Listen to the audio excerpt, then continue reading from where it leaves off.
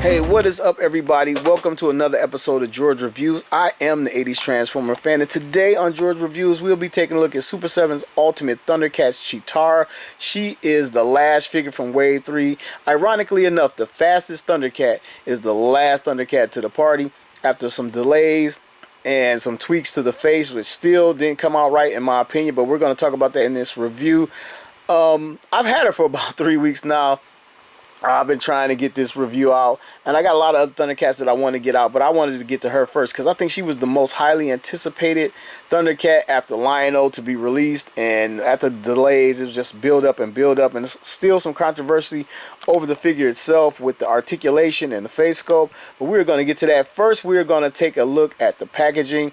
This is how you get the figure. It actually comes in the brown mailer. Then you open up the brown mailer. You get the box with a slip cover over it. It is a very, very nice slip cover from Super 7. It has Thundercats on the back of the box. On the front of the box is an embossed Thundercat logo, accompanied by the words Thundercats yet again. You can see Cheetara down at the bottom. But once you remove the slip cover, you can see Cheetara fully within the box with all of her accessories, which is very brilliant from Super 7. A great design for the packaging for mitten box collectors. It is an awesome packaging. They have since hoarded this packaging out to all the lines that they call Ultimates. They come in a very similar package now, but it is still, nonetheless, it is an amazing package. On the back of her package is a little bit of a bio and some artwork. It looks to be painted, unless it's a very clever drawing that looks like it's painted. It looks amazing. It's not from the original animation or anything like that. It's some all new artwork. But enough about that. Let's get her open and take a look. All right, this is an unboxing review. Everything I do on my channel, I try to unbox it. So just pop the tape, slide Cheetara out. I mean, she was very much anticipated by all collectors of Thundercats. All right, on to the inner box is a double clam or double half a clam, where her extra hands and fire effect is packaged behind her with a metal wire tied on so we can get her out. Again, there were delays with this figure from the beginning. We were told about the delays, and then it was like more delays beyond that, and they sort of threw in an extra head to kind of make up for it. But my thing is, the head looks wonky to me, and again, we're going to come to that. Why throw in the extra head and if it's wonky? Going to get all these accessories out and then come right back.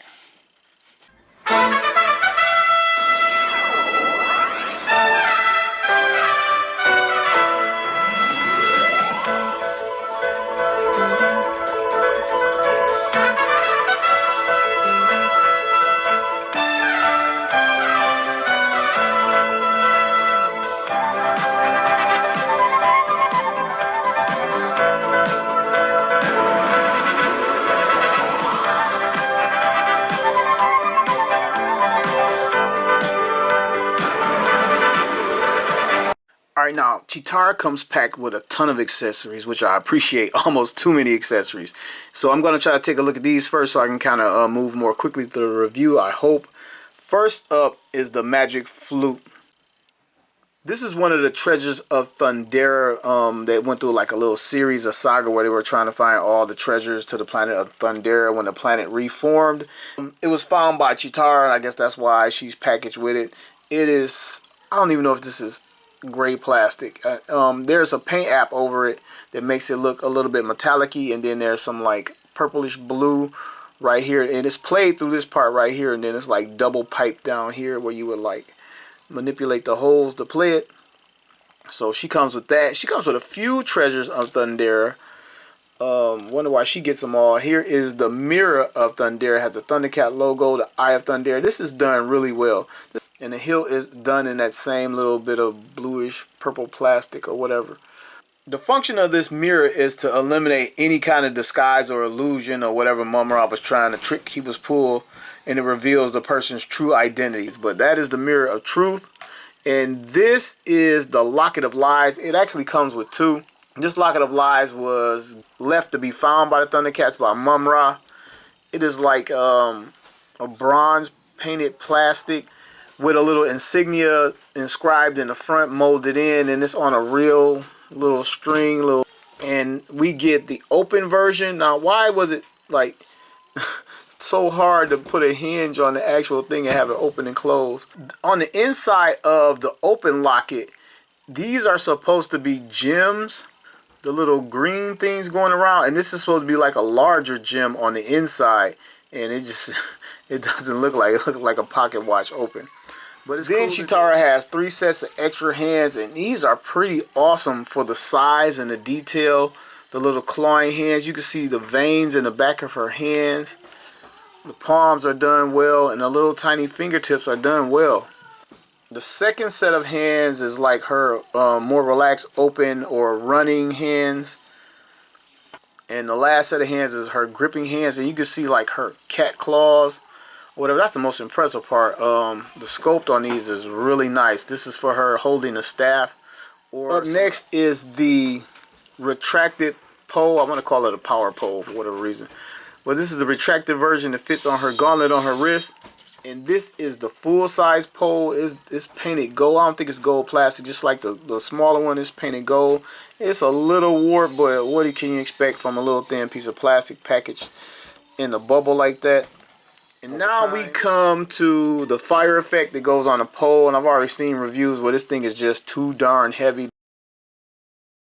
Then we have 2 extra heads. We have this one is supposed to be the glow-in-the-dark eyes, and this is the wind-swept hair, running hair. They both look cool. Only thing is, I just don't think it looks that much like her, but I'll get to that because we're going to get to her. Okay, let's take a closer look at Cheetara's face, and so we can see what they got right and what they got wrong. Now, the first thing that fails this face is the width of the jaw. Her bottom of her face is kind of spread out to me like the wrestler China, and they kind of got that wrong. And on top of that, they have the Ultimate Warrior face paint wrong. Not to keep throwing wrestling analogies at you, but the face paint where it goes up to her forehead is incorrect. Hers on the figure flares out to the side. Here's a picture of the prototype and the animation model, so you can see where Super 7 got it wrong. And it's really a shame to get it wrong essentially twice. Like, we only got one figure, but from what I understand, the figure was delayed because they couldn't get the head quite right. And it's still not quite right to me. And if you turn her to the side, her face is kind of flat from the side, and they just didn't nail it. They didn't nail the eye makeup. And I know the prototype is either going to be incredibly accurate or incredibly inaccurate because it's still a work in progress, and a lot of times the figures don't actually live up to the prototype. Where in her face, it is not bad, but it's just not that accurate, especially for the long wait that fans and collectors had to endure, and the people that prepaid for Super 7, that paid in advance and had this delayed, and still just to come out all right. And to give Super 7 credit, it's still a cool figure. Overall, it's the best Cheetara in existence, but it could have easily been a lot better. But moving on to the actual paint apps. The paint apps are done well. Her eyes are painted well. No mismatched eyes on her. Her lipstick is on the sculpt. Her hair is a yellow plastic with the black spots, cheetah spots painted on, and it's not very hard. It's a little soft actually. In just a second, a lot of people have complained about the spots on her shoulder right here and the paint chipping when moving his shoulder. We'll have to see how that works out as this review goes along. Like this arm, for whatever reason, I guess both arms have a layer of paint instead of being casted in the plastic that they needed. It, all the way down, even if it transitions to a darker color, it's painted all the way down. Even the back of her hand has a layer of paint on it.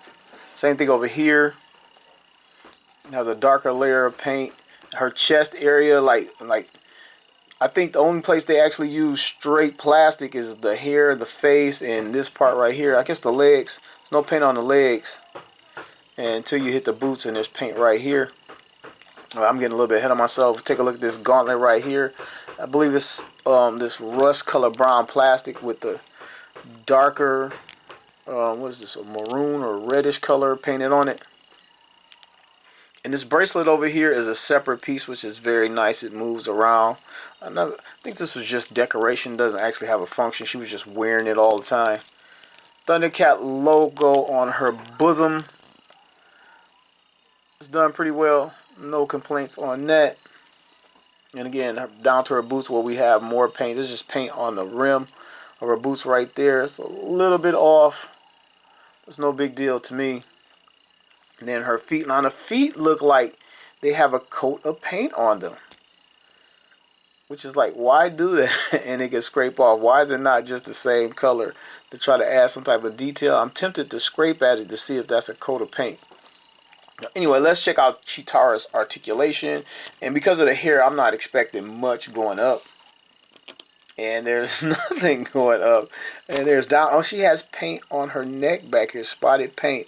I guess this is like filters into her hair and on his shoulder. That's cool. They could have left that out and I probably would have never known. I mean, I'm sure some people would have known, but I would have known.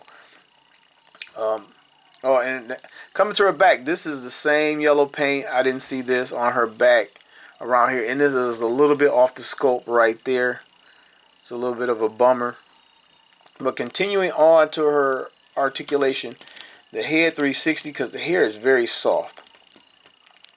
She gets some side to side out of that. And her shoulder joint over here comes up this far and it turns. And again, with this being painted, you can see the paint missing from right here.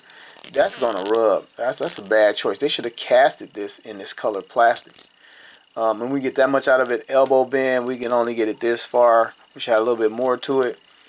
It actually comes back that far. And again, you see the paint and everything right here, which is, it's just a bad choice. I mean, it's just gonna happen when you do it this way. So and there is a bit of paint, if you can see it on the tip of my finger right there, has come off. Coming down to her wrist, full 360 out of that. It has a hinge in there, but it's so close to the wrist, like it's really not hinging. But the hinge, I just popped it out very easily. It's in there if I can get it. Okay, the hinge is super stiff. Man, it's a really stiff hinge. And I can't get this hinge to move, and I don't want to break it. So I'm gonna put it back in here. Try this wrist. See if we. Oh yeah, this one moves better. I think. You know what? I don't even know why it's not. But this one moves a lot better in and out. So we got that. And if you wanted to, you probably could pop this out and remove the bracelet if you so chose to for whatever reason. But you can do that. I love that it's a separate piece. I love it when they do it. Coming down to her abdomen. This is her abdomen. Her torso. Her torso rocker. We can get not much forward, not much back. I mean, it's there. We can get the 360 out of it, but it's not really holding in any significant positions to make it really worth the while other than just a rotation. It serves as the waist rotation without breaking up the waist scope. I know why they did that. Bring her leg forward. You can get it this far. It's kind of pulling her little outfit. This is a soft plastic, by the way. I did not realize that, but I'm happy it is. Both legs forward about this far. And she can kick back this far. And because it's soft, she can kick back a nice distance there. That's pretty good. I like that. And out to the side, you can see the joints underneath there, and she can do a full split. Chun-Li. And it also rotates at that same joint. You can rotate the legs in and out. And coming to her knee joint, it bends right here. I believe this is a different body than the Masters of the Universe females or whatever, and it rotates at that same knee joint. There is no boot cut. And coming to her ankle, get front, back, side to side out of that. Switching to her windswept head in here and adding the open running palms to see how well she runs. I've seen the reviews where she cannot pull off the actual running position from the animation. Like, she can't get this leg quite high enough, and this leg articulation will not allow it to bend back far enough. And this is pretty much the most you can get out of her. Wow, this is not a bad position, but it's clearly not her running at her fastest. Here she is next to the animation model, and you can see where I mean, where you just can't get that leg like up here, like against the back of her thigh to pull that off. In this running pose, I'm gonna bring her back real quick and take a look at the running head. I believe this is the exact same face with just different hair on it. And I'm going to pop this out and switch to the glow-in-the-dark eyes. I'm going to switch hands as well to the clawing hands. And these I just love these hands because she's a cat and they're so cat-like, and I don't know, I just love these little hands. 360. Now we're going to take a look at the feature for this head. This head was sort of like the apology pack-in for this figure being delayed or whatever, and they gave her the glow-in-the-dark eyes. And again, a while back they gave us sort of a apologetic Panthro glow-in-the-dark head as well for having the trunks mixed up, and they sent us new trunks. These are, I never swapped my trunks out. Here's a glow-in-the-dark head. I'm bringing them out side by side to check out. Let's switch them around to check out the glow in the dark feature. Now I'm going to kill the lights. Now this is with the lights out, like the eyes are not glowing in the dark, and it's kind of useless unless you got a black light. Now here are these two figures with my black light shining on them, and the camera does not do these figures justice. When the black light hits these figure eyes, they look amazing. You can see the cat-like pupil and everything. It looks stunning. But because the camera trying to adjust for the darkness and the colors, it kind of comes out fudgy and fuzzy. But you gotta trust me, it looks amazing. But who's gonna do all that to outside of a review to see the eyes? And here is the glow-in-the-dark faker head, just to add a few more. This is kind of where they got the ideal from.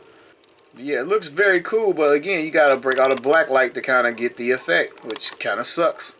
I don't know if I said it, but the glow-in-the-dark eyes is supposed to mimic them being summoned by Lion-O with the Sword of Omens.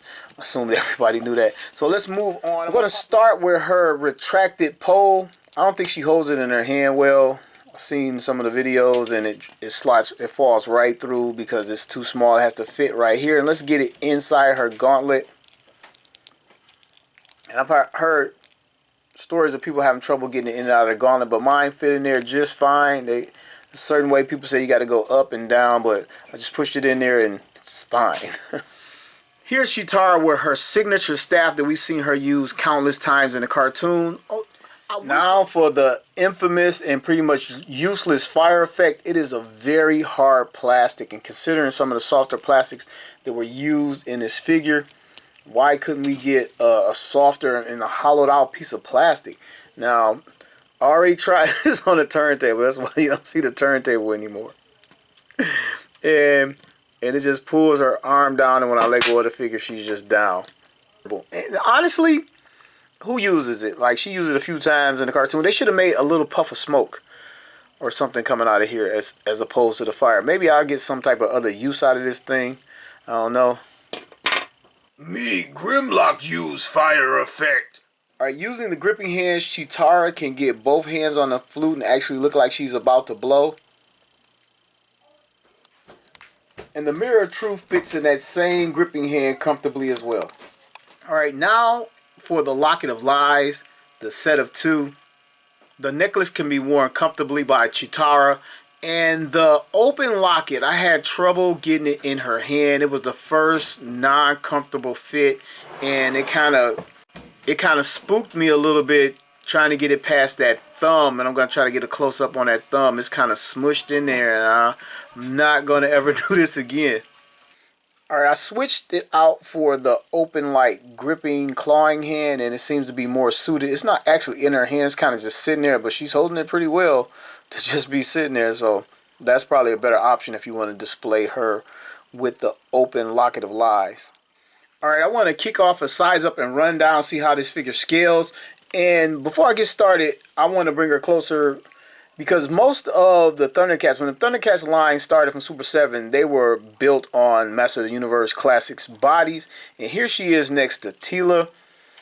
Only thing I can see that kind of looks remotely the same is the shoulder, and yet it is different. And then having taken this figure out, I didn't even realize that her elbows and her knees were pinless, which is a very nice touch. But yeah, as far as the figure, I don't have many female sculpts open, but she shares pretty much nothing with my open Teela. And so I'm assuming that she doesn't share anything at all with other Masters of the Universe Classics figures. And so again, here she is with Talon Fighter Teela, 1986 Studio Series new flame-throwing Grimlock, Panthro and Lion-O, my only other two open Super 7 Thundercats, Vintage Lion-O, Transformers Kingdom Cheetara, 86 Studio Series Blur, Marvel Legends Quicksilver, and finally McFarlane's DC's The Flash. Alright, to give my final analysis and breakdown on this figure, let's talk about what's actually going on here. Articulation, especially in the legs, or mostly in the legs, should have been better. Cheetara's face was subpar. I give it a 6 out of 10. The body and the articulation combined together, I give it a 7 out of 10. She looks good as the Thundercat standing there. It's just when you want to move the legs where it kind of fails. I've said it before and I'll say it again. This is the best Cheetara out there. And I'm not upset for having it in my collection, even though I've complained about it. It's cool. It just definitely could have been better. So that's all I got for you. I want to thank you for watching another episode of George Reviews. The reviews where every toy has a story.